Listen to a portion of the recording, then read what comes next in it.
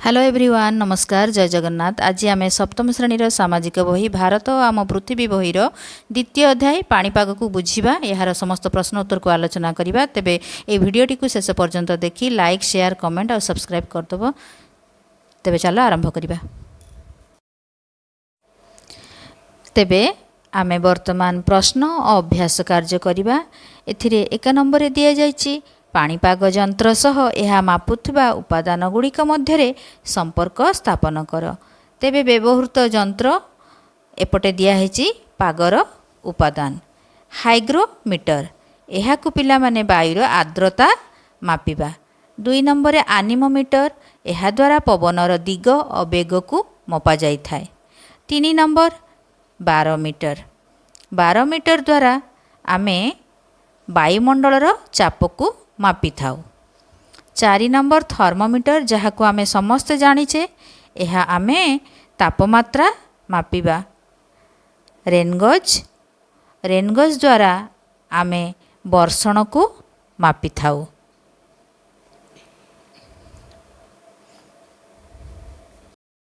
एबे 2 नंबर ज्योत्स्ना जून मासरे विद्यालय तरफ मुंबई परिभ्रमण पाई केउ केउ पोशाक नेब चिंता करुछि।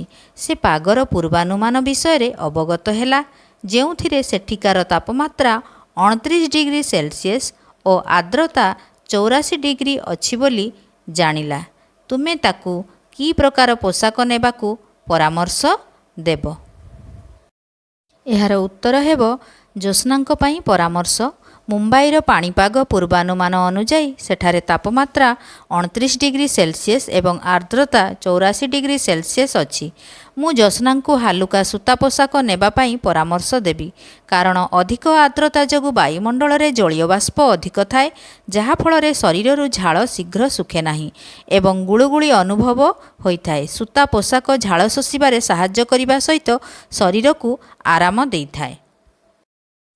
वर्तमान 3 नंबर किछि पिला मिसी एक रेनगज वृष्टिमापक यंत्र तैयारी करिछ बोली भाव। तुमे पिला माने मिसिकी रेनगज गोटे वृष्टिमापक यंत्र तैयारी करछ बोली भाबी नेब। रेनगजटी केउठी स्थापन करा जिवो दलगत भावे आलोचना कर और स्थानटी को चिन्हट कर। निम्न विकल्प मध्यरु 1 नंबर दिया जायछि विद्यालयर परिबा उद्यान। 2 नंबर विद्यालय कोठार पाहाच।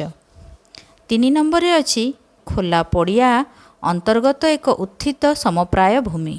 4 नंबर विद्यालय प्राचीर। 5 नंबर विद्यालय परीक्षागार बारंडा।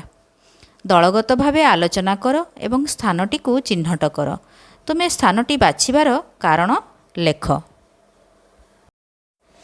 यार उत्तरटी रेनगजटी को स्थापन करने सबुठारु उपयुक्त स्थान हेउची खोला पड़िया अंतर्गत एक उत्थित समप्राय भूमि। एही स्थानटी बाछिबार कारण हेउची वर्षा जल मापिबा पाई रेनगज को एक खोला स्थान रे रखिबा आवश्यक जेपरि वर्षा बिंदु गुड़िक सीधा सड़क जंत्र मध्यरे पड़ी परिबो। 2 नंबर जदि एहाकू गछ कोठा बा पहाच निकटरे रखा जाए तेबे सेगुड़िक बाधा सृष्टि करिवे एवं वर्षार परिमाण सठिक भाव में मपा जाई पारिबो नाही। 3 रे एक उत्थित समप्राय भूमि रे रखिबा द्वारा तले जमी रहितिबा पानी जंत्र भितर को पशिबार आशंका रहे नाही। एबे 4 नंबर निम्न रे भारत पाणीपाग विभाग उद्धृत एक चार्ट सारणी प्रदान करा जाइछि। ता 1-2-2024 रिख पाई प्रदत्त तथ्य आधार रे जम्मू और काश्मीर विभिन्न प्रांतर पाग परिस्थिति संबंध रे संक्षिप्त लेखाटीए प्रस्तुत कर। सूचना ताप व्यवधान सर्वाधिक और सर्वनिम्न तापमात्रा आर्द्रता वर्षण आदि विषय रे चर्चा कर। दैनिक पाग मापदंड जम्मू और काश्मीर संध्या तारीख हेउची 1-2-2024 रिख। एठारे डाटा गुड़िक दिया जाइछि। तेबे आमे यार उत्तर देखिबा। प्रदत्त सारणी अनुजाई जम्मू और काश्मीर विभिन्न स्थान रे प्रबल शीत सह केतेक स्थान रे तुषारपात और वर्षा होइथिबा जणा पड़ुछि।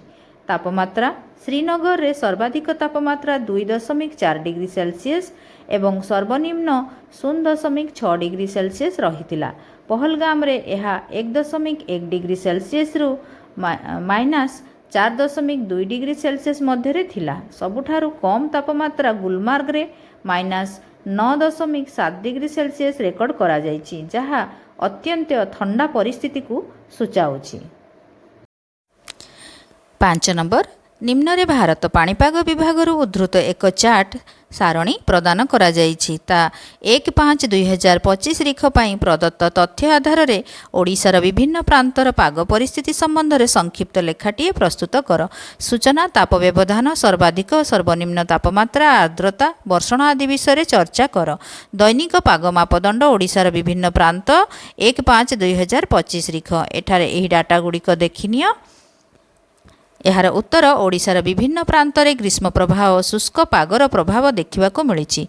तापमात्रा भुवनेश्वर सर्वाधिक तापमात्रा 34.3 डिग्री सेल्सियस एवं सर्वनिम्न 27.4 डिग्री सेल्सियस रही बेले संबलपुर में सर्वाधिक तापमात्रा 38.2 डिग्री सेल्सियस रेकर्ड करा जायछि। झारसुगुड़ा में तापमात्रा 34.2 डिग्री सेल्सियस रही। आपेक्षिक आर्द्रता सकाळ 8:30 अपेक्षा संध्या 5:30 बेलू अधिकांश स्थान में आर्द्रता वृद्धि पाई। भुवनेश्वर में संध्या समय आर्द्रता 49% थिला। पुरी और गोपालपुर परी उपकूलवर्ती अंचल संध्या बेले आर्द्रता यथाक्रमे 60% एवं 90% रही, जहाँ गुळुगुळी अनुभव कराई थाए। वर्षण प्राय समस्त स्थान में वर्षार परिमाण 0 मिलीमीटर थिला। केवल केन्दुझर रे अति नगण्य वर्षार सूचना मिली। यह थिला द्वितीय अध्यायर समस्त प्रश्न उत्तर। धन्यवाद।